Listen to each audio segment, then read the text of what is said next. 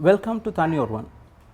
Thani Oruvan, basically what we do, we interview with eminent personalities among us who have succeeded in their chosen field. We interview with them and we share their success stories with you, which is mostly going to benefit for you and for the society. Today, I am with one of the very successful entrepreneur, I would say a woman entrepreneur, has so much of a time spent on their own business and also gone extra mile to support our society. We are very proud and I am very happy to have Miss Manoji Vadukodapitiya Samaravira with us. Hi Manoji. Hello. Welcome to Thani Oruvan. You know, this Thani Oruvan is basically a Tamil word. But still not limited. When it's not only to Tamil, we speak to the people who have succeeded. When it's the human who speak all the languages. So if I translate this to in English, we could say a self-made. I see. So self-made person. Manoji, as a self-made person, from her early school stages or when you are young, how was it your early stages and how was your goals at that time? I must say that my childhood was very happy. I was living with my grandparents from the age of 8 days. And it was a case of running on the fields, climbing trees, bathing in the stream, which our modern children don't have now. That privilege. Yes, and I think it helps us to grow. Maybe what I am today, I can contribute it to my childhood. Definitely, yes. So your schooling and from there? I am from Kandy. Okay. I went to girls' high school, and after that my father was transferred to Colombo. So we shifted to Colombo. Right. And I am the second child. I have an elder sister and a brother. Okay, fine. My parents never expected me to become an engineer or a doctor. I was allowed to do what we wanted. And the attention was mainly on my sister and on my brother. So I was left to do what I want. Okay. My mother used to always say, you cannot pin a cloud down. Okay. So that was the attitude towards me. So maybe all that contributed to what I am today. Even now, I must say, as a child, I did what I wanted. Nothing bad. As an adult, I did the same. I got a husband who allowed me to do what I wanted for me to be happy. So again, I contribute all that to what I am today. That's very, how would you say, is a very lucky? I am lucky. On that forum, that's good. Because I think Asian women, the husbands dominate them and control them. I never had those problems as a child, as an adult. Is a whole Asian man? Or Beg your pardon? Is all on the Asia or? Mainly Asia. Okay. Where they are, when they are small, they are under the parents. Then middle age, I think under the husband. And so I never have those problems. So that's very great to hear that from you. Now see, today Manoj, you are a founder of PAMS Hydro. It's basically 4 megawatts hydropower which you are supplying to the national grid electricity Sri Lanka. So from when you introduce yourself, that Manoji who are from Kandy, who are playing in the paddy field to the stream, and now I see a person who is the founder of a hydropower.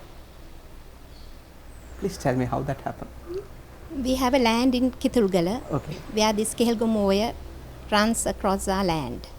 So one day I told my husband, why don't we do a hydropower? And both of us started doing it. In the middle, he had to go abroad for his higher studies. So we had a very good team and I continued.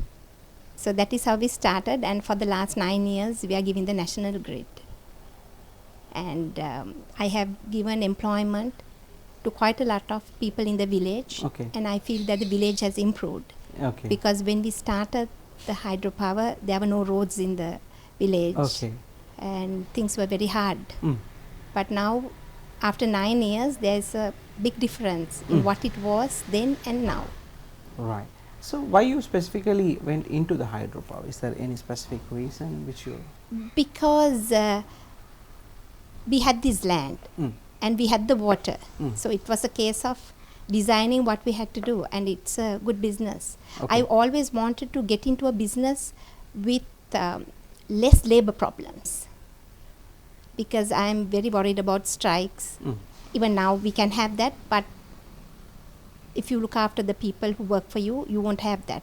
But in other businesses, too much of problems, I think. Right. So Manoji, now you said you are into hydropower. So I understand it's very much a green energy when you say it's a hydropower itself. How much is relevant in Sri Lanka right now? Is there any demand in electricity supply right now? Is what's going on there? Yes, hydropower, people support it because, as you say, it's green energy, environment friendly. Yeah. And thermal power is so expensive. So I think there is a lot of support for hydropower. Okay. So how many hydropower companies in Sri Lanka for right now is separated? Quite a lot. Quite a lot. They are doing that. That's fine. So great. So are you into any other diversity of this business? Are you into any new projects, or are you limited with only hydropower? No, I'm putting finishing touches to Ayurveda spa. Ayurveda spa. Ayurveda spa. I always wanted to do something Ayurvedic. Okay. Is any specific reason? Because we have a lot of very rare herbs on our land. Okay. And I always had this idea of giving employment. Now at the moment I have given the boys in the village. Okay. So the girls in the village after O-levels, they are idling at home. So if I have Ayurveda spa, I can employ about 20 of our girls. Anyway, almost it's over. At the moment, I have hired an Ayurvedic doctor. Okay. She's training 7 girls to do the Ayurveda spa. Where is it located? It's Kitulgala. Okay, Kitulgala. When we bought the land, there was an old bungalow, which I redesigned it. Okay. And we are having the spa there, and we have 3 natural pools with the river running across our land. All right. So, and a lot of very rare birds. So it's ideal for a resort. Okay. Not only a spa, but a resort as well. So right now it's only a spa? No, spa and resort both. Both together? Both together. Right, okay. I'm hoping to start in a month's time when my girls are trained. Good. So is this mostly targeted foreigners or the locals? No, even the locals. Locals as well. I'm hoping to have a place to meditate.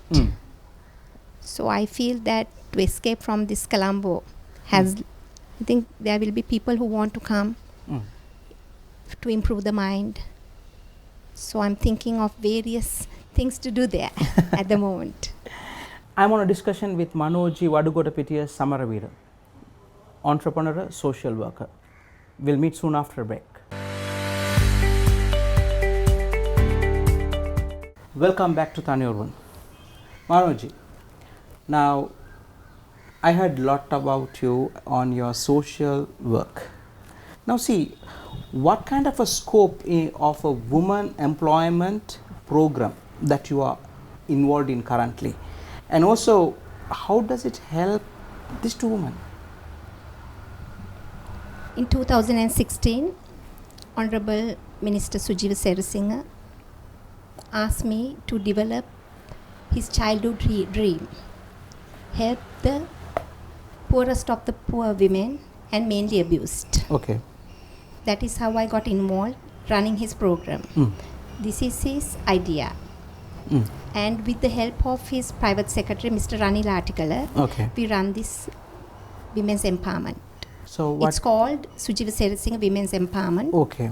We started this in 2016. All right. End of 2016. We have empowered more than 10,000 women now. 10,000 women now. Is it island-wide? No. At the moment, it's Colombo up to Abisavella. Okay. We have 15 centers, 400 in each class. Okay. Everything is given to these ladies free of charge. Okay. From the needle to the cloth. Even the machines are given at concession rate. Okay. Now, just sorry to disturb you at this point. Now, see, I think women employment sector is better, which you have picked. Yes. I mean, for this foundation, what is any specific vision on that? Yes, we hope to go island wide. Okay. We hope to uplift the women Okay. in Sri Lanka, and I personally think abuse, you can stop it 80% if the woman starts earning. Okay. And we teach these ladies through an international firm. Only they are paid. 61 people work voluntary for this program. I think this program is very successful because of that. So 61 people who are working voluntarily to train these people? Or? No, they help us to pick the ladies. Okay, fine. All right. Sometimes they go from house to house looking for abuse women. And when you see them now, you can't even think that they went through that kind of a life. All these ladies work for Honorable Minister. Okay. So now they continue working for this as well. Okay. We only pay the international firm who teach these ladies to sew quills, bags, then jewelry, shoes. And now we are very lucky. We have got permission from this international school to give our best students employment. Now in most classes, it is our students who did very well in our classes who are teaching the others. And of course, we pay them. Okay. They take about 35,000 on that, teaching in classes. So what the Honorable Minister did was, he took these people, actually they were foreigners, and showed them the poverty. And then they felt sorry, I think, and allowed us to get our own students to teach. Actually, we have only one lady from the international firm now, international school, and the rest are our students. Right. So how do you find the markets for these products? Odell buys from us. Okay. I must thank Brandex, Hydromoney, and also Ms. Shakuntala Scott, who helped the Honorable Minister to start this foundation at the beginning. All right. Odell buys from us. And 3 months into, it's a 5-month course, 3 months into the program, various shops approach our ladies. And then they start supplying to them. Right. So in 3 months, we see a big difference. The way they talk, the confidence, the way they dress. And people say money is not everything. I think money is everything. Everything. Okay. So it's a huge change in them. It's a pleasure to watch. 5 months into the program, you can't even recognize them. Because the huge ladies, they are so concerned about their themselves. They have got thin. What I should say is that the long hair is shorter, the lips are redder, and the eyebrows and the figure is shapely. Okay. So which gives us a lot of satisfaction. Satisfaction in terms of. Now see, I also have seen that some of the stats with that Sri Lanka woman labor force is only less than 35%, something like that. But still we need more women coming into employment. So yon is a one part of your contribution to the community. Yes. So women entrepreneurship, and how we can see another Manoji in that.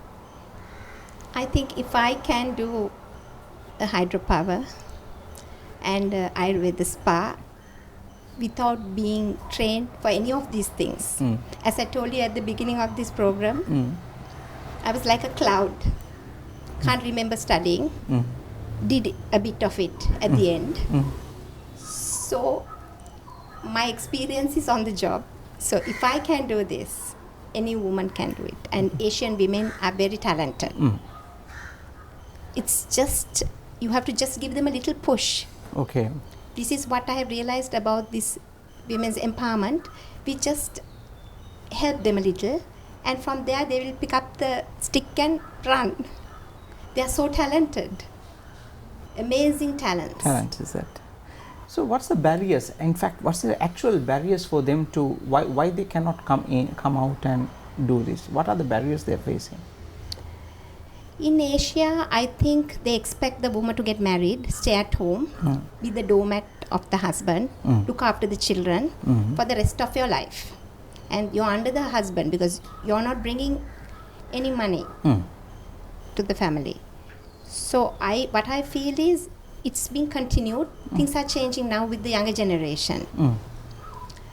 I'm not telling women to build a hydropower or to do Ayurveda spa. If she's good at making marshmallows, do it and sell it. If you're good at dressmaking, do it. Something to bring some money in. Some production. If you start, you will continue. It's a matter of if you have somebody to encourage you. I feel that the woman can do an amazing job. I feel that a married woman can run a beautiful home, look after the family, and earn as well. I think no woman should stay at home.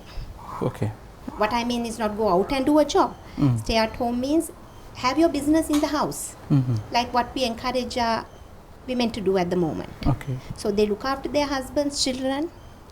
While doing that, they have their own business. They sew and supply to us. We buy from them and then we sell.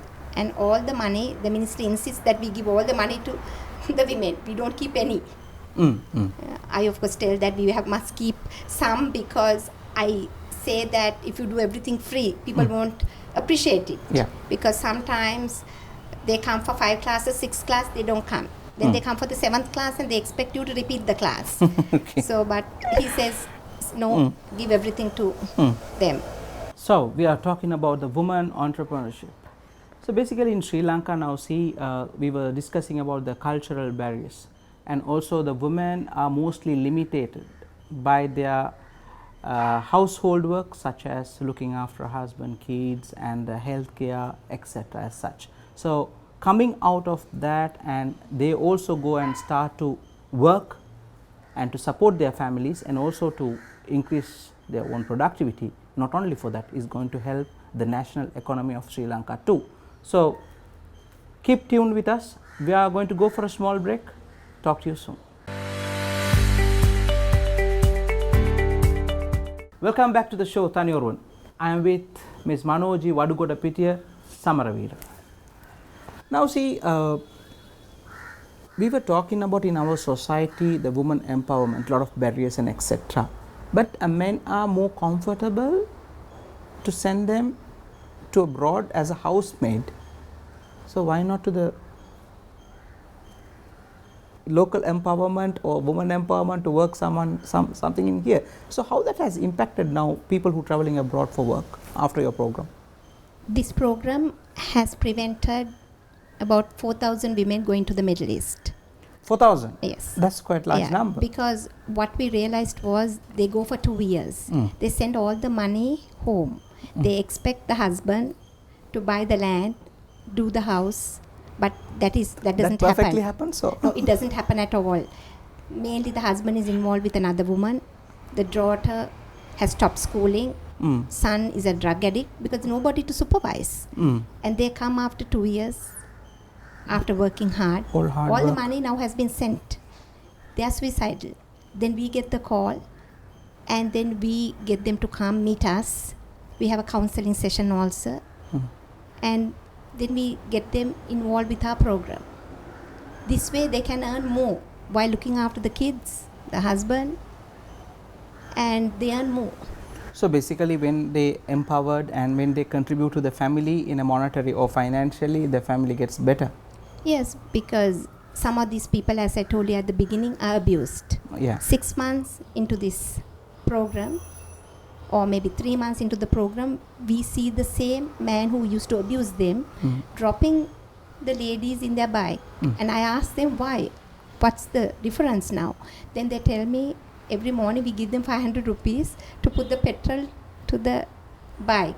And the in-law who used to beat them up, they're cooking for, because she's so busy now, they're cooking in the house. So see the difference.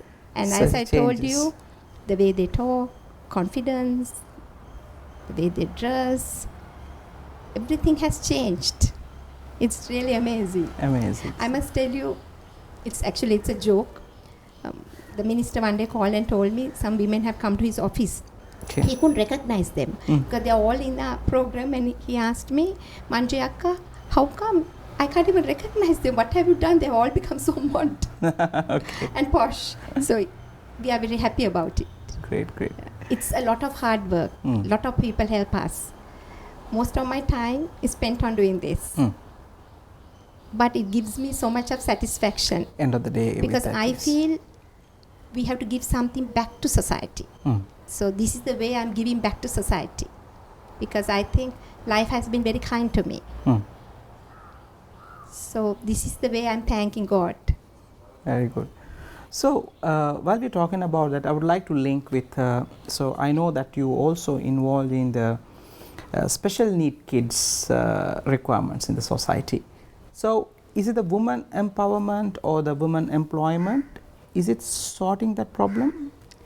How we got into helping the special needs children is some of the women used to come and tell we can't come for classes because we have a special needs child at home. And they didn't want to bring them because parents are shy of this kind of kid. They don't realize by keeping them at home, by not allowing them to mix with society, you're damaging the child more. Okay. Because that is one reason why they are so violent. They feel very angry with the whole world. So they should let them to... Yes. What we did was, we told normally with the high demand, one lady can only come for one of our classes. Either the dressmaking or the jewelry making or the shoe class. But not all of it. But we told if you have a special need child and if you bring that child, you can come for 2. Here they started bringing the kids. We have 80 kids we look after. Okay. They live with the parents, but we support them. 10 of them work for me. I don't know whether I can do this immediately. It will take some time.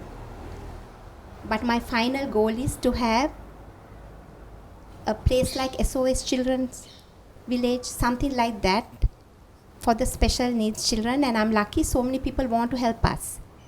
So with the blessings of Honorable Mr. Sujiva Sirasinghe, we are hoping to have a place like this in the future. Right. They will have a permanent solution when the parents are dead. So, exactly. Yeah. Now, what's the message you would like to give to the parents who have special need kids? Don't keep them caged. Don't think that it's a sickness. Treat them like normal kids. Because what we realized is, at the beginning it was very difficult. Temper tantrums, they used to throw things. 1 month into it, they start settling down. 3 months into it, it's amazing. 5 months into it, not like normal children, but close to that. With lot of love, we can bring them. Medically, I don't think doctors will agree with that. Okay. But while by working with them, this is what I feel. Correct. Yes. So that's good one. And then let them mingle with the society. Yes, and because them go they help us. They only carry the bags, distribute the material. Because you could train them either to draw, to dance, fabric painting. Most of them are very good with fabric painting.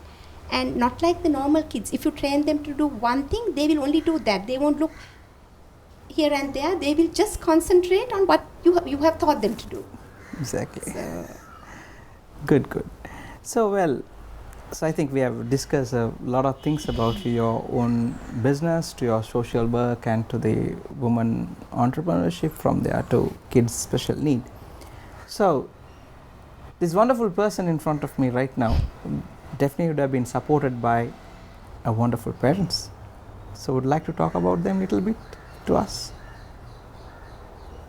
My father was a doctor and my mother taught at the engineering faculty. She taught English. She was very strict on us when we were very small. And I must say my mother is an amazing human being. She can give everything and be very happy. Okay. I think social work started at home. Okay. That's all what we saw. Because my father used to travel a lot. And I think he used to save and bring a lot of things for the 3 of us. Okay. But nothing was given to us.